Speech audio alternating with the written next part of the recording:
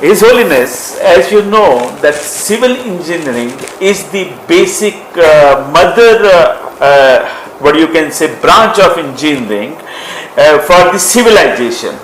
And when we talk about civilization, automatically it will reflect the different shades of human nature. So, according to you, आपके ख्याल से civil engineer को कैसा होना चाहिए? How the civil engineer should be? देखिए, सबसे पहले तो मैं बहुत बहुत बधाई देना चाहता हूं कि भारत में पहली बार इस विषय पर इतनी बड़ी कॉन्फ्रेंस होने जा रही है। और जैसा कि आपने कहा, सिविल इंजीनियर के लिए, चाहे सिविल इंजीनियर हो या देश का महत्वपूर्ण कोई भी घटक हो, हमारी भारतीय संस्कृति में सदैव मूल में जाकर के, उसके जड़ में जाके, उसके रूट कॉज में जाकर के चिंतन किया गया। और मैं समझता हूं उस संदर्भ में भौतिक विकास का, धर्म का कोई विरोध नहीं है, किंतु विकास जब अध्यात्म की नींव आधारित होता है तो वो जीवन में वरदान बनता है जी। और इसीलिए हमारे उपनिषदों में पुरुषार्थ चतुष्टय की कल्पना की गई। अर्थ, काम, धर्म और मोक्ष।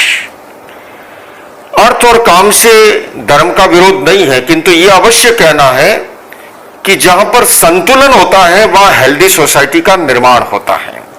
और यही बात अगर हम भगवत गीता को पढ़ें, वहां का आखिरी श्लोक है, यत्र योगेश्वर कृष्ण यत्र पार्थो धनुर्धर तत्र श्री विजयो भूति दुर्वा नीति मतिर्मम।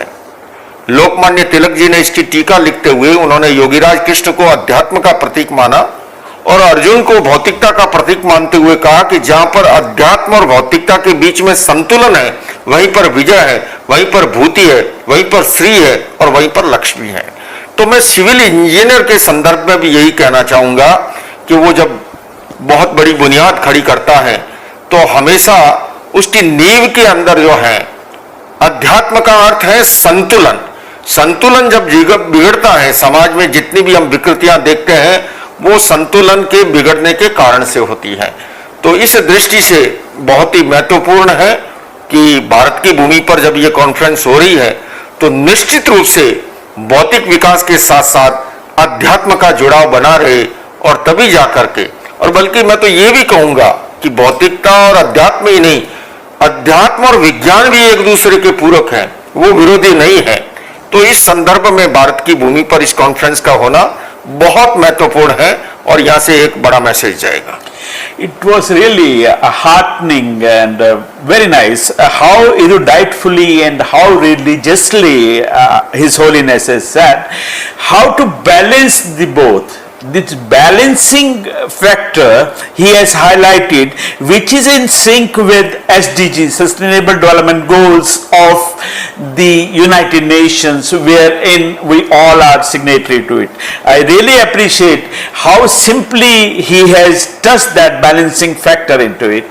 When he says balancing, it means he is touching about the sustainability, how the human being can balance with the nature, and he has touched that what the big guest leaders of G20, COP7, G7, they all are propagating. I really appreciate his erudite kind of interaction when he says balancing both nature and human being. Wonderful. Based on this, Acharya Shri, my next question comes ethics. Why ethics is an important component of civil engineering curriculums, civil engineers and all that. थोड़ा ethics के ऊपर भी आप आचार्य श्री थोड़ा। देखिए, मेरा ये मानना है कि देश की सुरक्षा केवल नदियों, पहाड़ों या सीमा रेखाओं से नहीं होती। जब देशवासियों का चरित्र बल मजबूत होता है तभी जाकर के वास्तव के अंदर निर्माण होता है। तो मैं सदैव इस बात पर बल देता हूं और साथ साथ में मैं ये भी अवश्य कहना चाहता हूं कि एक्चुअल में हमारे धर्म के 3 आयाम हैं। पहला है उपासना, दूसरा है जीवन में नैतिक और चारित्रिक मूल्यों का समावेश और तीसरा है अध्यात्म का अवतरण। तो ये तीनों का जहां पर संतुलन होता है आज के समय की कठिनाई क्या है कि केवल भौतिक विकास को ही सब कुछ मान लिया गया या केवल उपासना को ही सब कुछ मान लिया गया, जबकि दूसरा और तीसरा आयाम भी इतना महत्वपूर्ण है। और तीसरी बात और जोड़ना चाहूंगा कि विकास के लिए भी सोसाइटी में जब तक पीसफुल एटमॉस्फेयर नहीं होता है तब तक इन्वेस्टर भी नहीं आते हैं, और यहां आकर के धर्म की अध्यात्म की भी भूमिका बनती है। और मैं यही कारण है कि इस कॉन्फ्रेंस में आना मैंने स्वीकार किया जब मैंने इस चीज को समझा, क्योंकि अगर पीसफुल एटमॉस्फेयर नहीं होगा तो डेवलपमेंट या जिसको सस्टेनेबल डेवलपमेंट हम कह रहे हैं वो कल्पना भी साकार नहीं हो सकती। तो इसके लिए नैतिक चारित्रिक मूल्यों का संवर्धन, और लेकिन मैं इसके लिए ये कहना चाहूंगा कि वर्तमान का जितना मॉडर्न एजुकेशन सिस्टम है वो लेफ्ट हेमिस्फीयर को जगाने का काम कर रहा है, जो कि हमारा बायां मस्तिष्क जो बुद्धि के लिए, गणित के लिए रिस्पॉन्सिबल है, किंतु हमारा राइट हेमिस्फीयर जो इंट्यूशन पावर के लिए, जो स्पिरिचुअल डेवलपमेंट के लिए रिस्पॉन्सिबल है, वो सोया पड़ा है।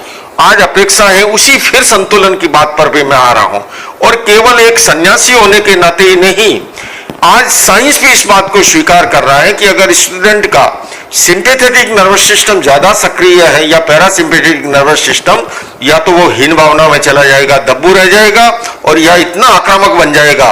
पिछले दिनों में यूनाइटेड नेशंस की यात्रा पे था, वहां मैंने देखा कि टेक्सास में एक यूनिवर्सिटी के अंदर एक स्टूडेंट ने 1.5 दर्जन लोगों को शूट करके रख दिया, और कुछ वर्षों पूर्व इसी तरह से वर्जीनिया की यूनिवर्सिटी में 3 दर्जन को शूट करके रख दिया। और आज ही मैं सुन रहा था कि 15 अगस्त के दिन शिकागो में भी ऐसी घटना दोहराई गई। तो ये टुकड़ों टुकड़ों में जो समस्या दिखती है उसका मूल रूट कॉज है इसी मस्तिष्क में एनिमल ब्रेन भी मौजूद है, जहां पर पांचविक वृत्तियां जन्म लेती है, तो हमारे मस्तिष्क में नियोकॉर्टेक्स परत भी है जहां पर मानवीय और दैविक वृत्तियां जन्म लेती है।